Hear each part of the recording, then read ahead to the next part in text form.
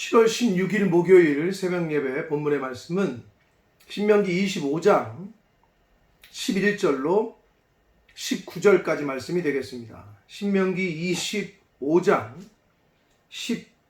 11절로 마지막 절까지 말씀을 통해서 함께 하나님이 주시는 은혜를 나누도록 하겠습니다.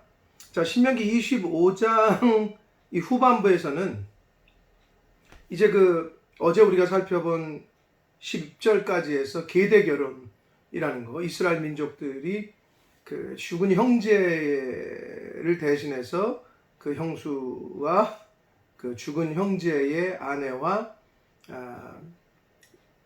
이제 합해서 그 후사를 계속 이어나가게끔 하는 그 대를 잇게 하는 계대 결혼에 대한 그 규례를 어제 10절까지 말씀을 통해서 함께 은혜를 나눴고요. 자, 오늘 이제 11절부터 이어지는 거는 다른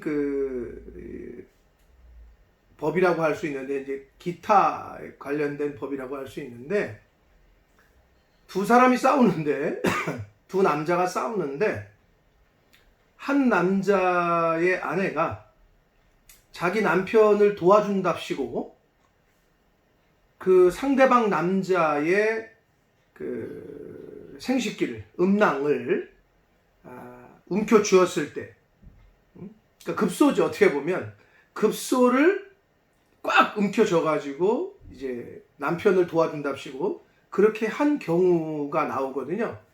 그러니까 참 독특한 경우라고 할 수 있는데, 혹시 그런 경우가 생겼을 때를 얘기하는데, 보시면 11절에 두 사람이, 여기서 두 사람은 이스라엘 같은 민족끼리를 말합니다. 같은 동족이 서로 싸울 때에 한 사람의 아내가 그 치는 자, 다른 사람의 그 자의 손에서, 그러니까 자기 남편을 도와주려고 싸우고 있는 상대방의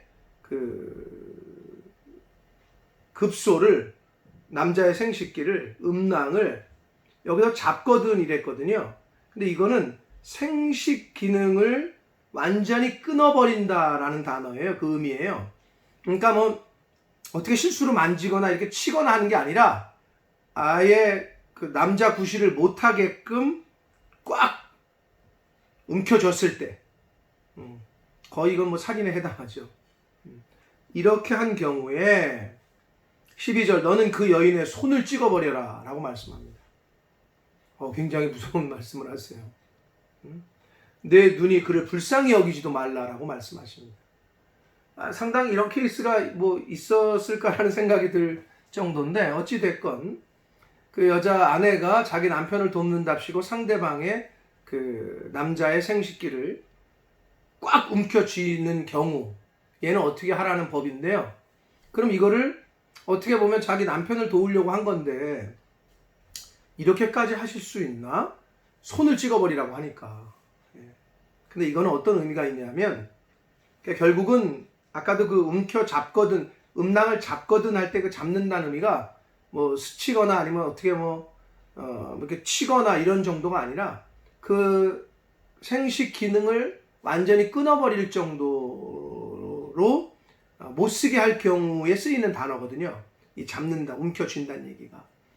자, 그런 걸로 봐서 굳이 남편을 도우려면 다른 방법을 써도 되는데, 다리를 물어 뜯는다든지 팔을 그런데 남자의 생식기를 못 쓰게 할 정도의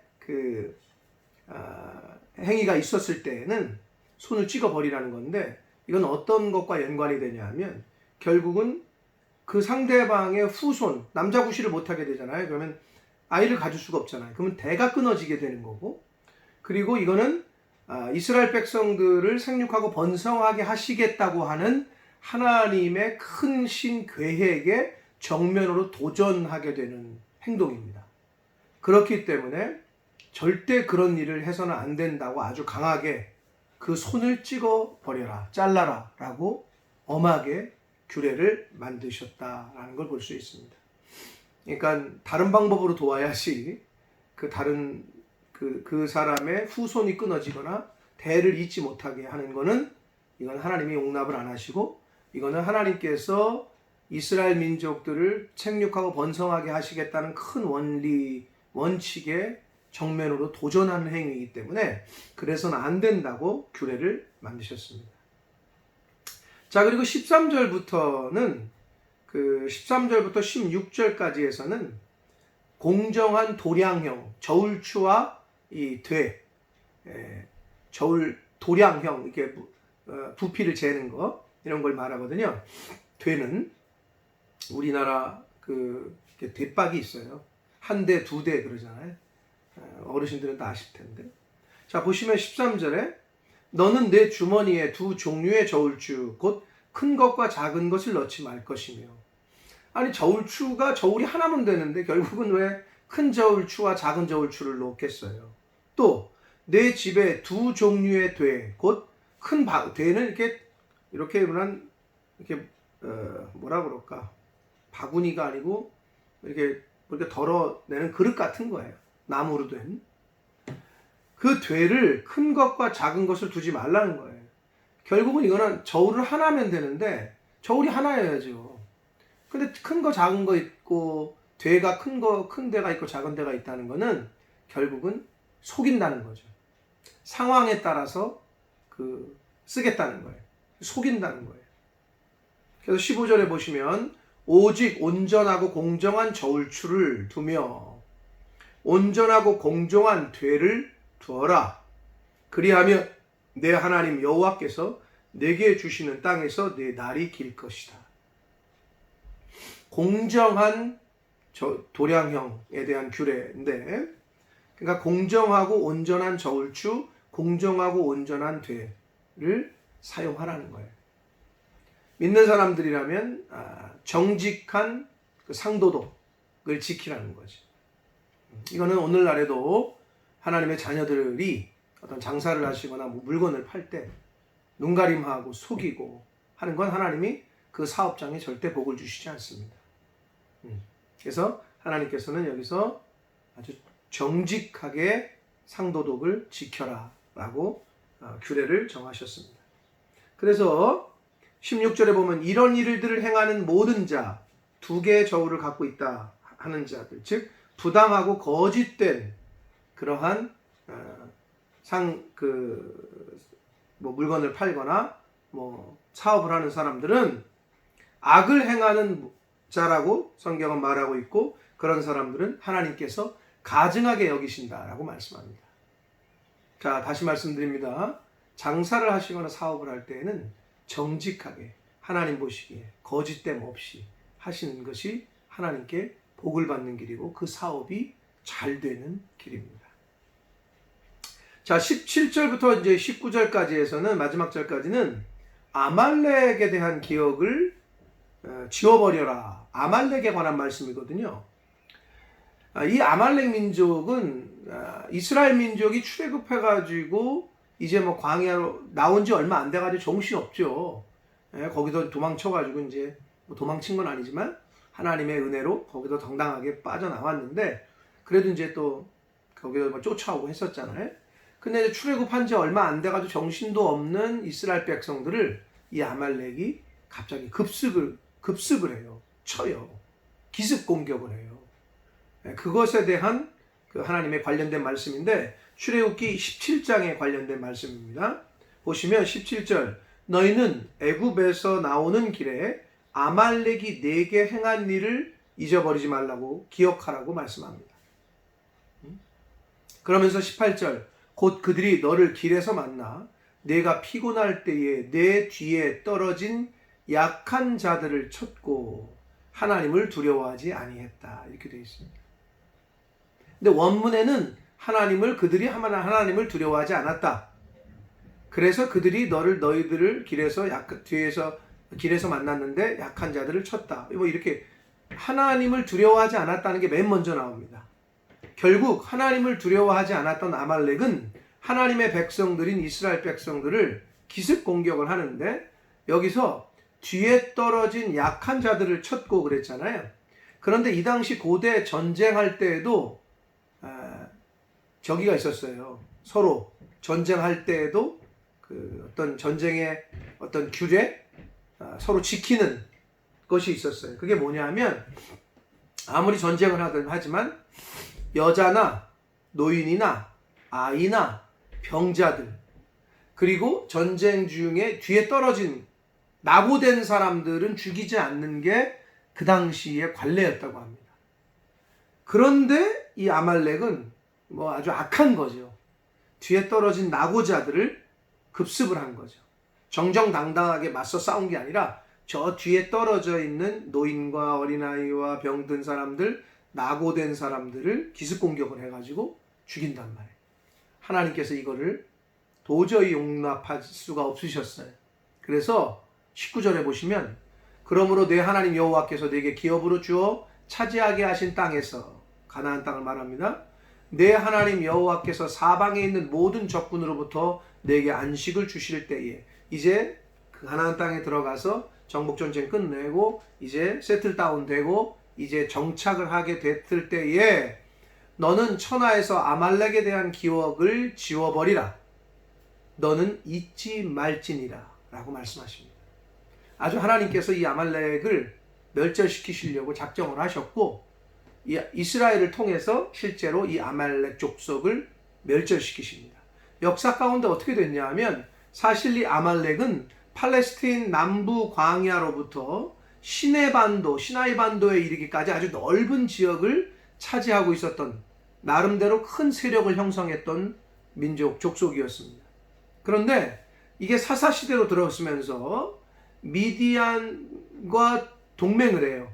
요놈들이 미디안 족속과. 그래서 이스라엘 백성들을 약 7년 동안 괴롭혀요. 그러나 하나님의 말씀이 있었잖아요. 그래서 사사 기드온과 또 사울 왕 때에 거의 멸절을 당해요. 그러다가 페르시아 시대까지 조금 더 살아나는 듯 했으나 역시 하나님의 사람, 하나님이 예비하신 에스더, 왕비 에스더의 지혜로 거의 멸절이 됩니다. 이 아말렉 족속이. 그리고 오늘 점점 오늘날에 이르기까지는 완전히 역사 속에서 사라진 족속이 됩니다. 결국은 이스라엘 백성들은 이 하나님의 말씀을 잊지 않고 아말렉 족속을 역사 속에서 지워버리게 됩니다. 자, 사랑하는 성도 여러분, 오늘 좀 독특한 법, 아내가 남편 돕겠다고 다른 사람의 남자의 생식기를 아주 못쓰게 만드는 경우 독특하죠. 이런 경우에 손을 찍어버려라. 이 법은 후손의 대를 잊지 못하게 하는, 그리고 하나님의 백성 이스라엘 백성들에게 생육하고 번성하게 창대하게 하시겠다고 하신 하나님의 큰 뜻에 정면으로 도전하는 거기 때문에 절대로 그래서는 안 된다 하시는 경고의 말씀, 아주 강하게 그래서 손을 찍어버리라는 규례 말씀하셨고, 도량형에 대한 거는 정말 오늘날까지도 저와 여러분에게 주시는 원리적인 교훈은 정직하라, 속이지 마라, 장사할 때 속이면 안 된다, 정직해야 된다 라고 공정하고 온전한 저울추를 사용하라는 말씀으로 말씀을 하셨습니다. 결국은 이걸 또 영적으로 해석을 하면, 접근을 하면, 성도는, 하나님의 자녀는 하나님 앞에서 두 가지 저울추를 가지고 있으면 안 돼요. 이게 무슨 말이냐? 추는 뭐예요? 저울추는 기준이 되는 걸 말하잖아요. 두 가지 기준은 안 된다는 거예요. 이쪽에서는 뭐 좋을 때 이건 이 기준, 세상이 그러니까 이쪽에서는 또 어떨 때는 하나님의 말씀이 이런데, 하나님의 말씀 기준이 하나여야 돼요. 성도는 하나님의 말씀이 기준이 돼야 됩니다. 근데 가끔은 이게 서로 맞부딪히죠. 세상에 살다 보니 세상 법과. 그때 하나님 앞에 기도하고 하나님의 기준을 선택해야 되는 것이 우리 믿는 성도들입니다. 다시 말씀드립니다. 성도는 두 가지 기준이 있으면 안 돼요. 한 가지 기준이요. 저울추가 하나이듯이 하나님의 말씀이 기준입니다. 자, 그리고 성도는 아말렉 족속을 기억하고 잊지 말라 하신 하나님의 말씀처럼 성도는 성도로서, 하나님의 자녀로서 기억하라 하신 것을 기억하고 잊지 말라 하신 것을 잊지 말고 행하는 그러한 모습을 보이는 것이 하나님의 자녀된 성도의 자세입니다. 그래서 그럼 기억해야 될 게 뭔지, 잊지 말아야 될 게 뭔지, 그러니까 성경을 봐야 되는 거예요. 기준이 성경이야. 그래서 성경을 읽고 듣고 공부해야 하나님이 이것을 기억하라 하셨구나, 하나님이 이것을 잊지 말라 하셨구나, 하나님이 이것을 행하라 하셨구나, 이걸 알 거 아니에요. 그래서 하나님의 자녀된 저와 여러분, 매일매일 우리가 왜 새벽에 말씀을 듣고 또 기도하고 하는 이유가 결국은 기준을 바로 세우기 위해서, 하나님의 말씀이 내 안에 온전하게 거하여 이 말씀이 내 안에 거하고 내가 말씀 안에 거할 때에 기준이 온전하게 쓰고 그렇게 살 때에 하나님께서 주시겠다고 하신 약속의 말씀을 이 땅에 살면서 경험하며 누리게 되실 줄 믿습니다. 오늘 한 날, 오늘 주신 말씀을 잘 기억하시고 살아 있는 동안에, 생명 있는 동안에 하나님의 말씀을 잘 듣고 읽고 기도해서 이 말씀대로 살아가는, 하나님의 말씀을 기준으로 살아가는 하나님의 자녀된 저와 여러분이 되시기를 예수 그리스도 이름으로 축복합니다. 기도하겠습니다. 살아계신 하나님 아버지, 감사합니다.